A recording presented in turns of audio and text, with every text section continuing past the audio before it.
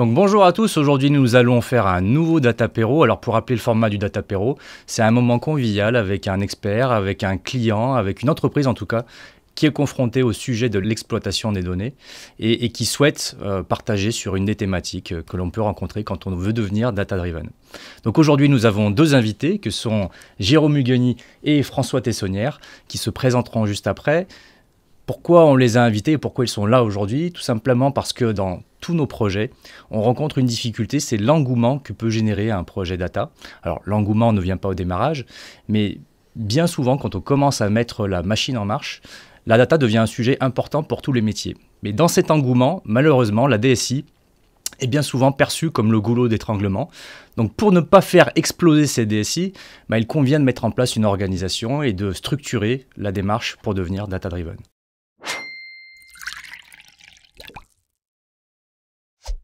Donc, je vais inviter Jérôme et François à se présenter rapidement. Donc, bonjour tous les deux. Bonjour. Bonjour Gaël. Jérôme, présente-toi rapidement, puis explique-nous pourquoi tu es là aujourd'hui et en quoi le sujet t'intéresse beaucoup. Donc, Jérôme Hugueny, Datasulting. Moi, j'accompagne nos clients pour leur apporter de l'expertise data. Et du coup, je suis confronté tous les jours à ce sujet d'articulation des DSI avec les métiers. Dans globalement deux situations, soit les métiers ne sont pas très appétents à la data et ne sont somme toute peu embarqués, ou en tout cas font des demandes qui ne nous semblent pas générer un maximum de valeur, soit réciproquement, on a des métiers qui sont très appétants, qui ont beaucoup d'attentes, qui demandent plein de choses, et du coup, le sujet se pose de comment répondre aux demandes du métier. Et je pense que c'est un des rôles du DSI, du Head of Data, de pouvoir traiter ces demandes au mieux. Alors François, monsieur le DSI, justement, est-ce que tu peux te présenter rapidement et nous expliquer ce qui motive ta présence sur ce sujet? Tout à fait. Alors, je suis François Tessonnière, DSI d'Apart-City. Alors déjà, Apart-City, c'est le leader urbain de l'appart-hôtel en France, avec une centaine d'établissements, aussi présents en Belgique et en Suisse. On fait environ 10 000 appartements prêts à vivre au cœur des villes. Donc, le réseau bénéficie d'une complémentarité en fait très forte sur le plan territorial, avec un maillage cohérent. On a une offre déclinée, segmentée en 3 segments, que ce soit le classique 2 et 3 étoiles, le confort 3 étoiles ou le collection 4 étoiles. Par ailleurs, on est dans une démarche RSE très forte pour laquelle on va labelliser la fin du parc d'ici 2025. Ça a d'ailleurs été la RSE un des premiers sujets pour lesquels on a eu besoin de tirer de la data et justement des indicateurs. Il y avait d'autres sujets aussi, mais on est passé dans un autre monde grâce à celle-là. Donc on a 1200 collaborateurs et on fait environ 200 millions de chiffres d'affaires.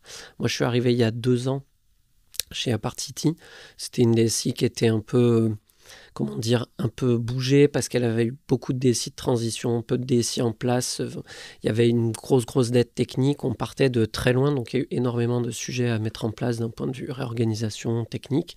Et donc, c'est pour ça que j'ai créé un pôle data et c'est comme ça que j'ai commencé à devoir m'intéresser à tous ces sujets, en tout cas chez Apart-City, pour pouvoir faire quelque chose de correct sans que justement les métiers nous explosent et en leur livrant pas mal de valeur.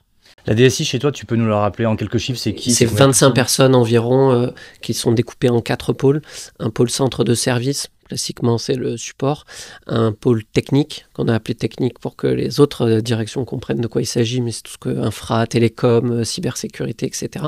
Un pôle métier qui est plus au contact des métiers, et donc ce fameux pôle data qu'on a créé à ce moment-là justement pour répondre à tous les besoins qu'on avait déjà pu identifier et qui faisaient, comme ce n'était pas traité par la DSI, qu'ils étaient plus ou moins gérés de manière plus ou moins correcte à divers endroits de la DSI, un peu localisés par des gens qui étaient un peu technophiles et qui avaient bricolé différentes choses. Et forcément, comme à chaque fois, ils répondaient à l'urgence, mais ça crée des effets de bord un peu intéressants. On a le souhait d'industrialiser un peu tout ça et puis de le rendre le plus efficient possible. Claire. Alors tu sais que je pose la question à toutes les entreprises qu'on rencontre. Aujourd'hui, quand on parle maturité data, alors je sais que c'est un sujet qui commence à te parler, on le travaille beaucoup avec notre observatoire.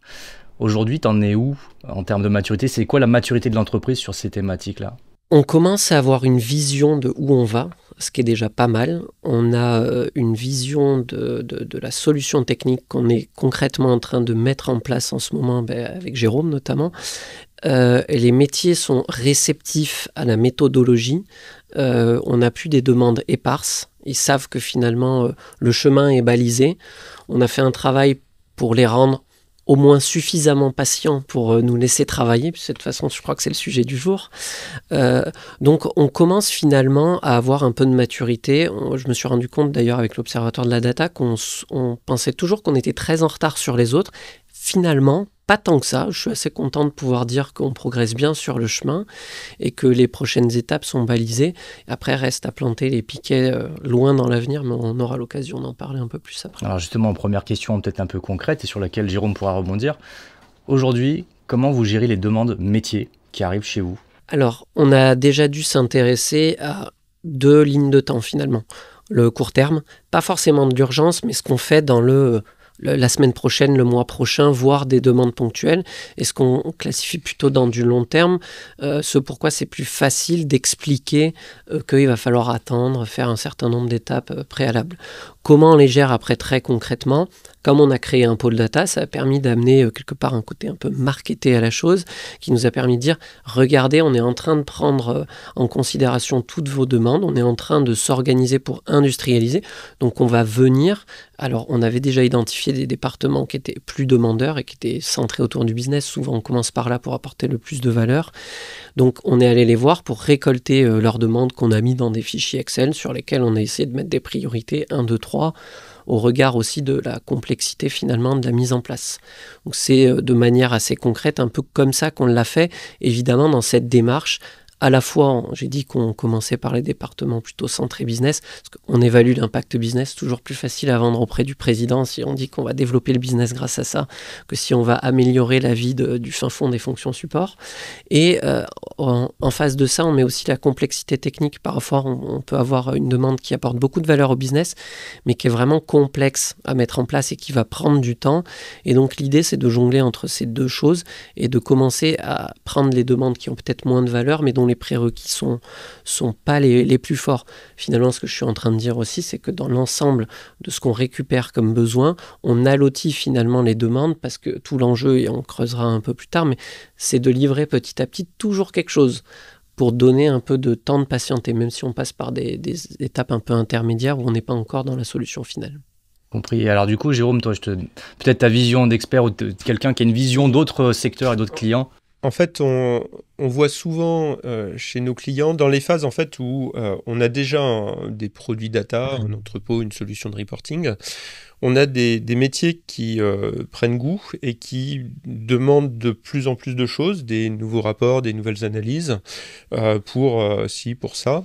Et les clients qui ont des enjeux autour de ces demandes, en général, c'est tout simplement qu'ils sont dépassés, c'est-à-dire que les métiers expriment trop de demandes et en conséquence sont insatisfaits, tout simplement parce que l'équipe en place n'est pas en capacité de gérer.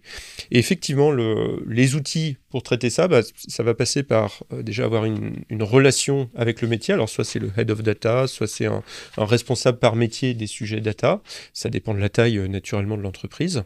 Et puis ça va passer par du process de sorte à recenser toutes les demandes pour pouvoir les prioriser d'une part, mais aussi rendre des comptes et justifier soit qu'il faut se focaliser sur les demandes, sur certaines demandes plus prioritaires, soit réciproquement qu'il y a tellement de valeur à aller chercher qu'il faut plus d'équipes pour activer la valeur de la data. Et ça, en fait, on ne peut le justifier que si on a des listes précises pour justifier qu'il faut faire grossir l'équipe, si c'est le sujet data qui est en train de prendre. Donc voilà, du process, de la relation métier-IT organisée, et puis gérer les demandes entrantes au fil de l'eau, les prioriser, et si on n'a pas assez de charges, mettre en évidence en fait les besoins de charge, et puis rendre des comptes sur la capacité à traiter rapidement ou pas. Là, je parle des demandes du run, du tout venant, et effectivement, on va parler un peu après de la projection sur le plus long terme. Donc voilà, sur le court terme, plutôt du process pour répondre à ces enjeux, mais qui sont importants pour bien prioriser et pour dimensionner l'équipe en fonction de ce que la data peut apporter à l'entreprise. Alors c'est très clair, alors quelque part j'entends une vision un peu idéaliste, je connais la vraie vie aussi, vous la connaissez aussi, on parle souvent de culture data dans les entreprises, et bien souvent, et d'ailleurs les dernières enquêtes de l'Observatoire continuent à relever ça, c'est qu'on a en gros 50% des équipes qui sont réellement sensibilisées au sujet data, les CODIR, ça s'améliore, mais malgré tout on a quand même un sujet sur comprendre ce que ça veut dire un projet data, qu'est-ce que ça va impacter dans l'organisation.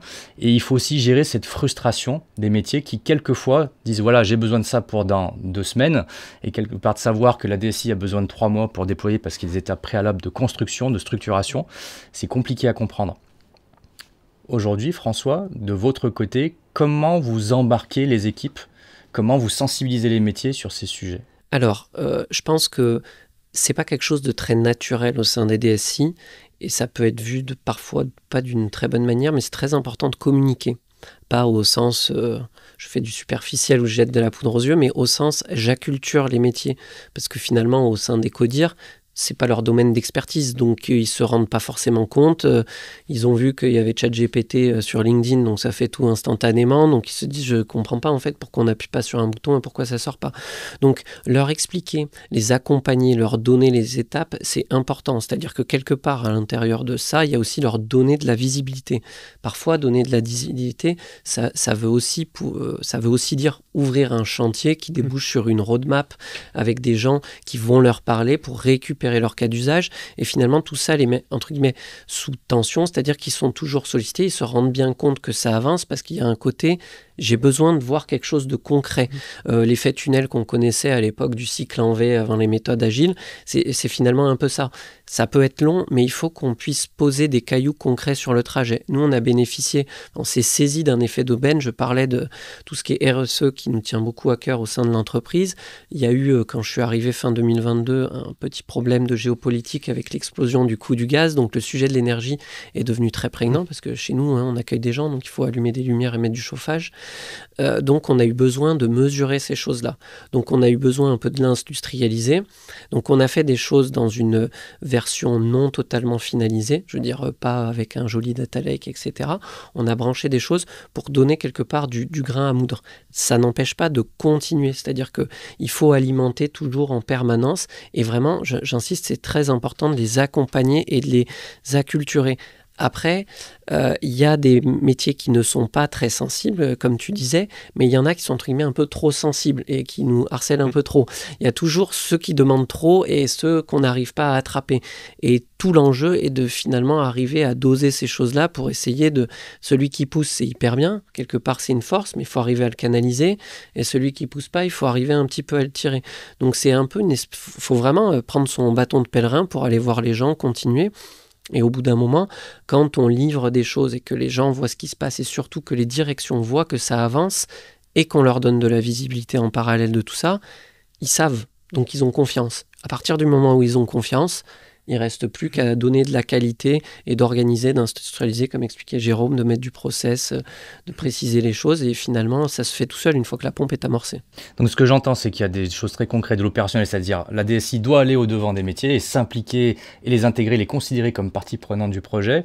Communiquer, donc là avec toutes les parties prenantes, j'entends le comité de direction, j'entends les différents métiers qui sont impliqués sur les cas d'usage, et donc au final c'est travailler un peu plus sur l'accessibilité de ce sujet-là et de dire c'est pas un sujet DSI, c'est un sujet qui appartient à l'entreprise et il faut que tout le monde soit embarqué. Tout à fait, d'autant qu'on a le défaut dans les DSI souvent d'être très bien derrière son ordinateur et de pas trop aimer les gens.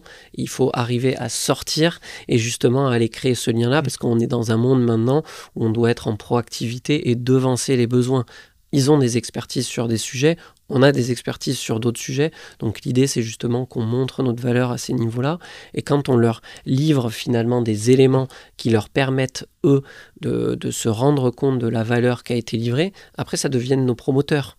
Donc finalement c'est eux après qu'on le bâton de pèlerin et qui disent ah oui je comprends, ok, non mais t'as besoin de prioriser ça, on doit attendre parce que, pas de problème, j'ai vu, je sais. Donc si tu m'expliques, j'ai compris que tu étais l'expert sur ce sujet, on va attendre, on sait que tu vas livrer des choses correctes.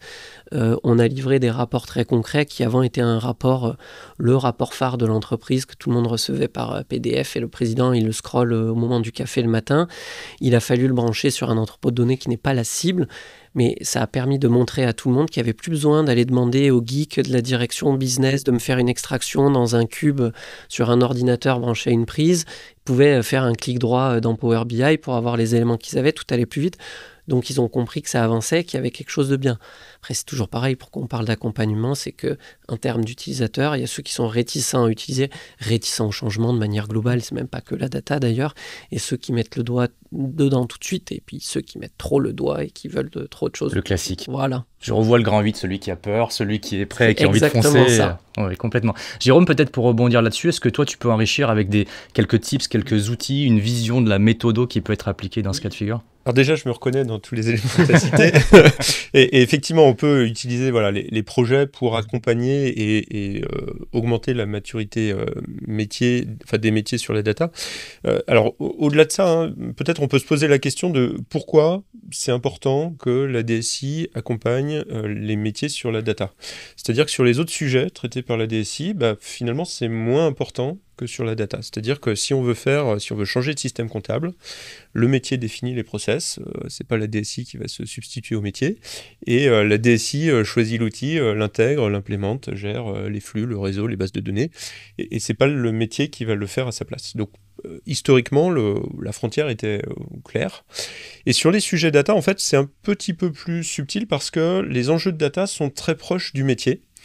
Et du coup, face à un besoin métier qui veut piloter la marge de tel client, qui veut faire un rapport pour produire à son partenaire telle ou telle info, le métier exprime un besoin et en fait, l'équipe data est en capacité de challenger le besoin et de proposer par exemple d'autres façons de faire qui vont être plus efficaces pour le métier. C'est bizarre quand même. Et est-ce que c'est de la prétention de la part de l'équipe data? Non, c'est juste que le métier a ses habitudes et en fait, déjà, le sujet de la data est un croisement d'informations multi-métiers et donc pour bien y répondre, il faut avoir une bonne connaissance du métier et les opportunités technologiques autour du self-service BI, autour des bases de données forte volumétrie permettent de faire des choses dont le métier n'a pas l'habitude, qui sont nouvelles. Et du coup, la DSI, le pôle data, peut avoir un rôle, être force de proposition sur ces sujets. Et effectivement, les projets permettent de gérer ça lorsque l'on a, pour un métier donné, la mise en place d'une suite de reporting, d'outillage, de data mart. Mais il reste tous les métiers qu'on n'accompagne pas avec des projets. Et là, il y a effectivement des enjeux de sensibilisation pour générer les intuitions de « on pourrait faire différemment ». Et pour tous les métiers qui ont déjà leur outil de reporting, parfois en place depuis longtemps, hein, avec des cubes, du business object, des façons de faire assez habituelles, on a des demandes qui arrivent et on peut les challenger les demandes et les orienter vers des choses qui vont être beaucoup plus efficaces, beaucoup plus agiles. Et je pense notamment au self-service BI, c'est-à-dire la promesse que plutôt que demander un nouveau rapport pour tel ou tel partenaire ou pour suivre tel ou tel produit, qui va nécessiter un développement de la recette, des interfaces entre le métier et l'IT, eh bien on pourrait rendre le métier autonome pour qu'il puisse lui-même faire ses propres restitutions, avoir les chiffres, et si c'est un nouveau partenaire, si c'est un nouveau produit, ne pas dépendre en fait d'un tiers pour avoir ses reporting, pour faire ses propres analyses, pour creuser ses données. Donc ça, c'est la promesse du self-service BI. Et du coup, pour revenir, au-delà des projets, il y a tous les métiers qu'on accompagne en run, hors projet. Et certains, on a besoin de générer ces intuitions, on pourrait exploiter les données disponibles déjà dans l'entrepôt pour répondre à des cas d'usage. Et d'autres métiers qui ont beaucoup de demandes. Et en fait, on peut leur proposer la promesse du self-service, c'est-à-dire beaucoup plus d'agilité, et beaucoup moins de travail, beaucoup plus d'agilité pour le métier, beaucoup moins de travail pour la DSI. Donc réduire les demandes. Alors moi je rebondis sur ce sujet de self-service BI. On l'entend souvent en fait, c'est un petit peu le mythe dans les entreprises, c'est voilà, on aimerait bien y arriver. Après il y a la vraie vie. La crainte du DSI, c'est si je donne la main au métier, qu'il y a des tableaux de bord, il y en a une multitude et que ça se développe comme des petits pains, avec des indicateurs à tort et à travers qui ne soient pas forcément exploités, voire on régénère de l'anarchie dans ce qu'on a voulu développer comme étant de l'autonomie. Comment tu rebondis sur ça? Comment tu fais en sorte que l'autonomie soit vertueuse dans l'entreprise, pour le coup? Alors, effectivement, la notion de self-service, alors c'est poussé par les éditeurs, la promesse elle est sexy, le métier plus agile qui ne dépend pas de l'informatique, plus de délai, la réponse tout de suite, c'est classe. C'est classe, mais effectivement, c'est une liberté et avec la liberté vient le risque le risque de créer, oui, de l'anarchie, de créer des redondances, de créer de l'incohérence. Et du coup, le self-service BI qui marche bien, ça va être un self-service qui est organisé. C'est de la liberté sous contrôle, en quelque sorte. Et du coup, il y a un certain nombre de mécanismes autour des rôles et responsabilités qui sont à définir, autour de qu'est-ce qui est la garantie apportée par l'équipe data versus la responsabilité du métier. Est-ce qu'il y a des cadres, des frameworks de certification pour que certaines données soient tamponnées, homologuées avec un niveau de qualité et d'autres qui sont poussées par des acteurs qui ne respectent pas forcément des enjeux de qualité, des normes. Est-ce qu'il y a des documents de communication aussi qui vont permettre de décrire les données disponibles pour que le métier sache bien les utiliser, et également recenser tous les produits de data, quelle que soit la personne qui les a créés, pour qu'on puisse réutiliser. Le risque, c'est la démultiplication et le fait que finalement, avec le self-service, tout le monde refasse l'équivalent de son fichier Excel finalement dans son coin, dans une autre techno, mais voilà. Donc oui, il y a tout un ensemble de choses à organiser, il y a des enjeux de sécurité aussi, comment s'assurer que en ouvrant la porte, on ne laisse pas n'importe qui divulguer n'importe quelle donnée.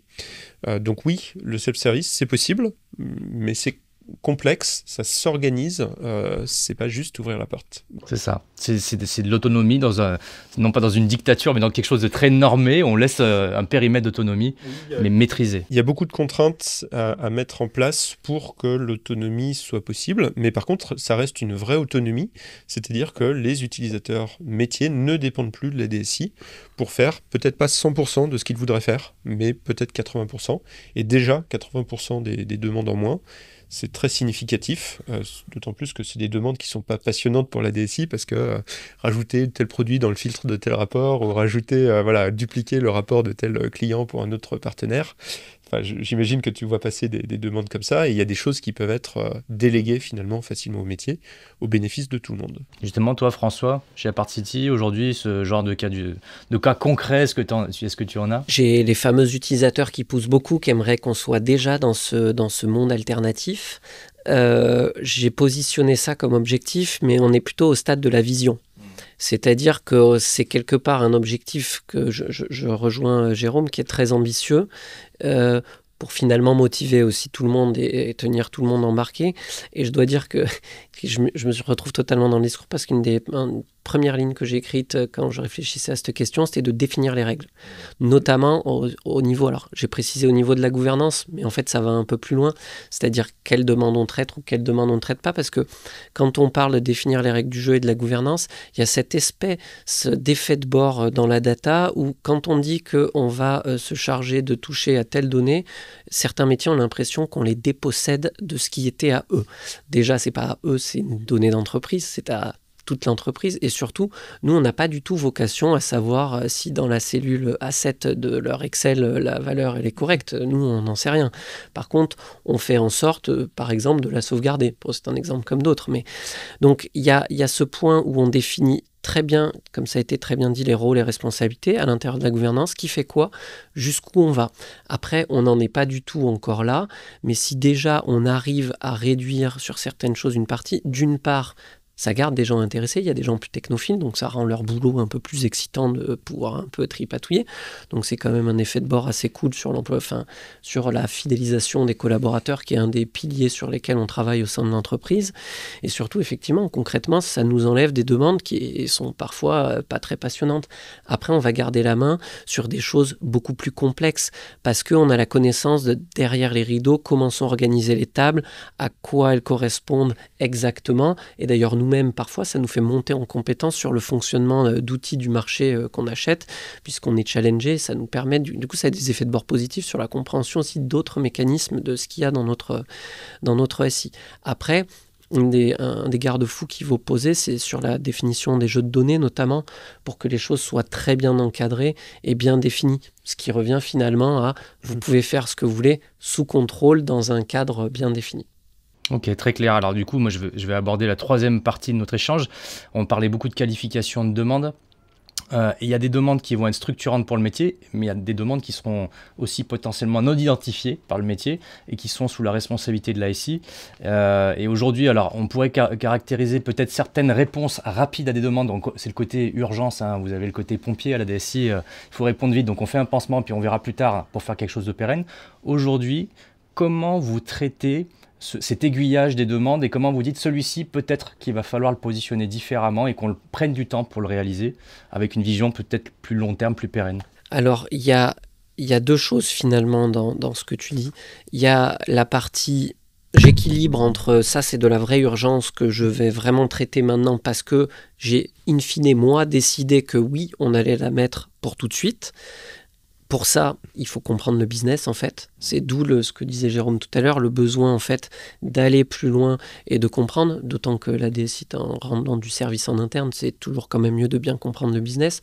Donc il y a besoin d'évaluer et il y a toujours cette nécessité qui est finalement un fil rouge d'accompagner les autres directions pour essayer de comprendre avec eux si c'est une urgence parce qu'en fait il y a ton chef qui t'a mis la pression pour avoir ce résultat-là ou si c'est une vraie urgence parce qu'il y a un vrai besoin métier un peu pérenne, même si la solution n'est pas pérenne, mais un vrai besoin de sortir de l'indicateur pour quelque chose pour lequel ça vaut le coup de mettre en pause le reste.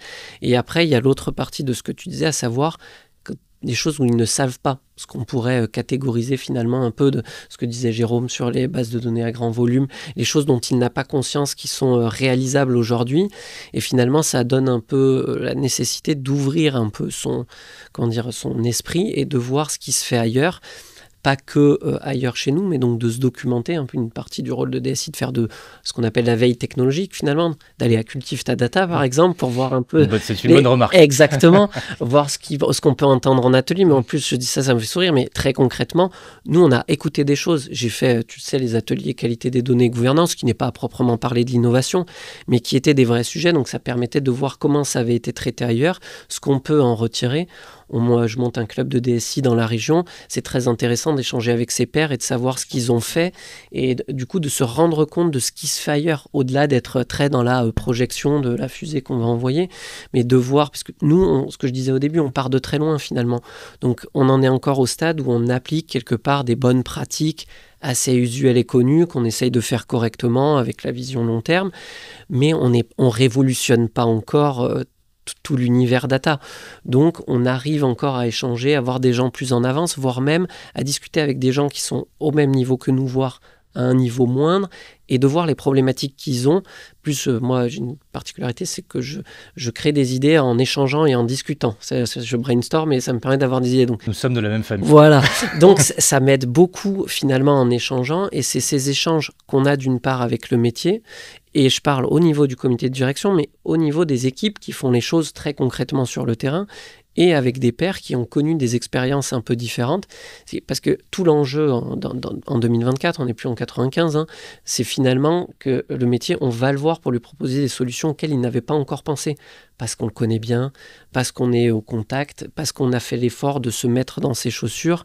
On n'est plus en attente et en demande. Ça, c'est fini. D'autant qu'ils ont tous l'impression, comme ils ont vu sur LinkedIn, je faisais référence à ChatGPT, que maintenant ils peuvent tout faire à notre place. Ils ne savent pas comment ça se passe derrière. Donc des fois, on gère des effets de bord assez phénoménaux. Donc c'est important. Donc on en revient toujours à l'acculturation, l'ouverture d'esprit, la compréhension du métier. Finalement, ce nouveau rôle de DSI où on gère de la transformation globalement. Ouais, très clair. Jérôme, toi peut-être pour essayer d'apporter une vision méthodologique de comment aborder ce type de problématique. Alors, effectivement, le sujet, hein, c'est de se projeter un petit peu plus à plus long terme. Et d'une part, il y a, tu l'as dit, hein, une création de valeur potentielle, mais dont finalement le métier n'a pas connaissance parce que c'est des innovations technologiques qui vont permettre de faire différemment et de gagner du temps, d'être plus précis, plus pour le métier. Hein. Et réciproquement, on a un autre enjeu long terme, au-delà de l'innovation technologique au service de la valeur métier. On a un deuxième enjeu qui est de s'assurer de la rationalisation des actifs data parce que les métiers matures ont beaucoup de demandes et naturellement on les sert parce que les sujets sont prioritaires et du coup on empile des demandes avec un risque de créer in fine de la dette technique, c'est-à-dire d'avoir une multitude de couches empilées et d'avoir perdu de vue la rationalisation. Et pour éviter, enfin, pour s'assurer qu'on va bien chercher la valeur là où elle est, pour prendre un exemple concret, on a un changement majeur autour des technologies d'analyse multidimensionnelle. Historiquement, c'était ce qui s'appelle des cubolabs que tous les financiers connaissent, qui permettent d'analyser les résultats d'une entreprise à travers toutes les dimensions, que ce soit compte, produit, client, d'analyser la marge. Et ça s'était construit avec des logiques de chargement, d'agrégats, et on ne pouvait pas avoir le détail sous-jacent parce que la techno ne le permettait pas. Mais ça fait quasiment 30 ans qu'on sait bien piloter la finance de cette manière. Et en fait, avec l'arrivée de nouvelles technologies, on est en capacité d'avoir des données qui ne nécessitent pas les mêmes temps de chargement, donc d'avoir des choses beaucoup plus réactives. On est en capacité On était limité à une dizaine de dimensions, maintenant il n'y a plus de limite. Donc on peut avoir quasiment du temps réel, plus de limite sur l'analyse, et en plus, quand on n'est pas d'accord avec les chiffres, on peut aller jusqu'au niveau de détail le plus fin. Et en plus, ça coûte moins cher. C'est moins consommateur d'infrastructures. Donc c'est une innovation certes technologique, mais qui peut rénover en profondeur des fonctionnements bien établis, qui ont fait leur preuve depuis 30 ans, mais qui sont très consommateurs de ressources et limitants dans la capacité d'analyse. Donc voilà, ça c'est un exemple d'innovation. Et donc l'équipe data, à travers les discussions, dans le cadre des projets, on a l'opportunité de discuter de ces choses-là. Si on est en dehors des projets, ça peut nécessiter une mission de stratégie data, un diagnostic data, en tout cas de construire une cible et de se poser périodiquement la question, peut-être tous les 5 ans, de quelles sont les opportunités que l'on peut aller chercher et de construire la cible rationalisée dont on a besoin. Réciproquement, quand on accumule des demandes, soit on a une trajectoire qui est clairement définie vers une cible, ce qui fait que chaque demande, on sait la traiter en construisant une des briques de la cible ou en enrichissant une des briques réutilisables de la cible, et ça permet du coup de converger progressivement vers une cible rationnelle qui répond aux besoins.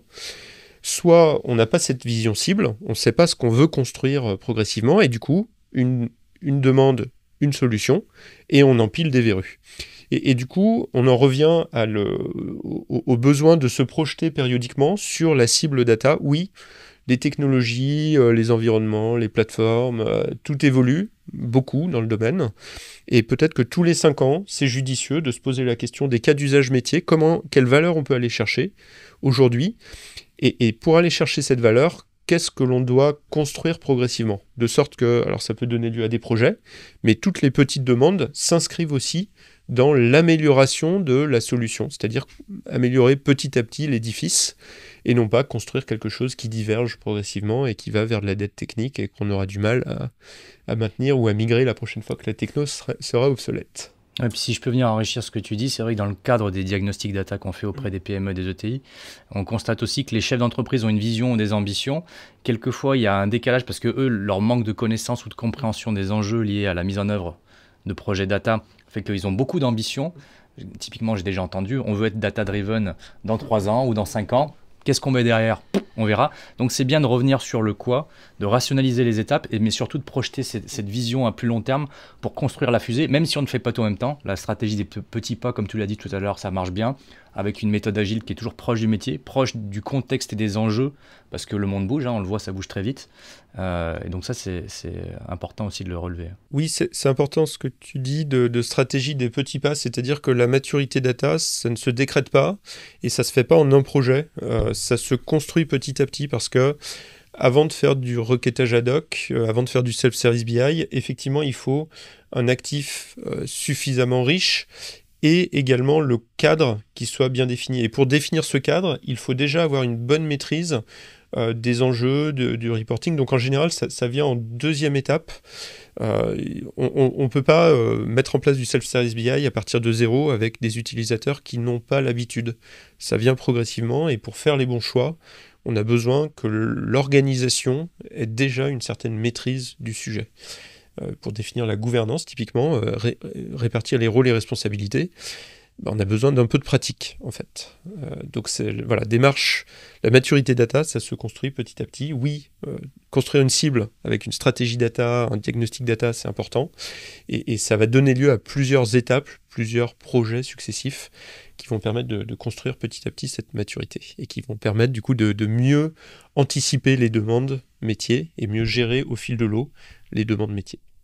Merci Jérôme. Alors pour terminer cette conversation, cet échange, je vous demanderai à tous les deux peut-être de me donner un conseil que vous pourriez donner à une DSI qui souhaite justement mieux gérer les demandes qui arrivent tout en ne limitant pas l'innovation. C'est toujours l'enjeu, c'est voilà, se donner les possibilités d'avancer. C'est, comme on disait avant, c'est quand même complexe parce que finalement c'est des sujets qui se traitent en parallèle de gérer l'innovation et de faire adhérer les métiers, puisque c'est grâce à ça qu'on va réussir à produire de la valeur.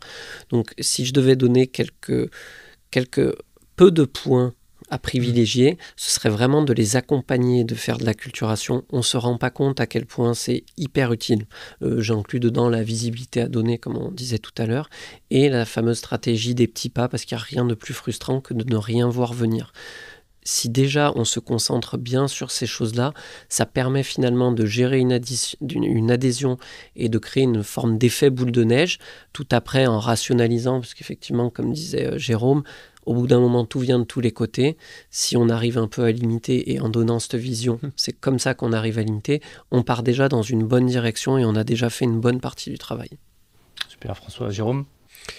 Oui, alors, mon conseil, ça serait on a un client qui a un projet Fix the Basics, et je pense que c'est un élément qui est important, c'est-à-dire qu'on a souvent des métiers qui ont des demandes très justifiées, créatrices de valeur, mais qui vont se focaliser sur des choses qui sont essentielles pour eux, en faisant abstraction ou en fermant les yeux sur le fait qu'il y a quelques problèmes de base, sur le fait que, je sais pas, il n'y a pas de référentiel produit, où il y a des doublons dans les clients, où il y a une incertitude sur les données de base. Et en fait, si la base de l'édifice n'est pas robuste, eh bien, les nouveaux besoins que l'on va construire dessus seront branlants. Et quelle que soit la réponse qu'on y apporte, il y a un socle de bonnes pratiques, et je pense notamment aux enjeux de qualité des données. Peut-être qu'il y a une couche de base, de rationalisation, de nettoyage qui permet de solidifier l'édifice avant de construire plus haut. Et malheureusement, c'est des sujets qui souvent sont transversaux au métier, donc qui ne sont pas... c'est rare d'avoir un métier qui est prêt à faire des demandes pour prendre en charge le nettoyage des données ou la mise en place d'un référentiel. Alors les référentiels qui posent problème, c'est toujours ceux qui sont à l'interstice entre les différents métiers. Donc de fait, il n'y a personne qui veut le prendre en charge. Et en fait, c'est des sujets qui sont très très perturbants sur la fiabilité des données, la fiabilité des reportings, et qui vont miner un petit peu l'édifice. Donc mon conseil, ça serait, oui, bien sûr, partir de la valeur métier, mais ne pas sous-estimer quelques services de base, notamment les enjeux de qualité des données, la qualité du socle, si vous voulez. Et j'aime beaucoup le fixe de basique, je suis tout à fait d'accord. Et pour rebondir sur la qualité des données, j'avais commencé, quand on avait les premiers reportings qui sortaient avec des choses un peu étonnantes, on s'était rendu compte finalement que les gens sur le terrain ne saisissaient pas les données correctement. J'avais dû expliquer à mon codir, ils ont très bien retenu l'expression que garbage in, garbage out. Je l'avais fait dans la version un peu plus trash, j'avoue, mais ça les a bien marqués. Et en fait, c'est un basique, c'est à la base de tout et on ne peut rien faire sans ça. Et c'est parfois mis de côté à tort. Merci à tous les deux. Bon, ce que j'ai bien entendu, en tout cas, c'est Fix the Basic. J'ai une autre cliente qui aurait dit, avant de construire le hors d'order, faites déjà les fondations. Et je retiens aussi son image qui est assez claire. Et le deuxième, c'est communiquer, soyez proche des métiers et informer le codir. Enfin, en gros, il faut que tout le monde soit au courant des avancées et que ça soit vraiment dans l'interaction permanente. Merci beaucoup à tous les deux. J'en profite pour donner deux autres informations. Donc, ce que Jérôme a commencé à aborder lors de son échange sur la maturité data et sur l'avancée sur le chemin de l'entreprise data-driven, nous l'aborderons également durant le salon Big Data, durant une conférence qui va être spécifiquement sur ce sujet de maturité et comment avancer en fonction de sa maturité. Et deuxième information, le prochain Datapéro sera sur le sujet « Construisez votre premier reporting CSRD, comment s'y prendre, par où commencer ». Voilà. Merci à tous, bonne fin de journée, bon appétit si vous êtes à l'apéro justement et à très vite. Au revoir. Merci. Au revoir.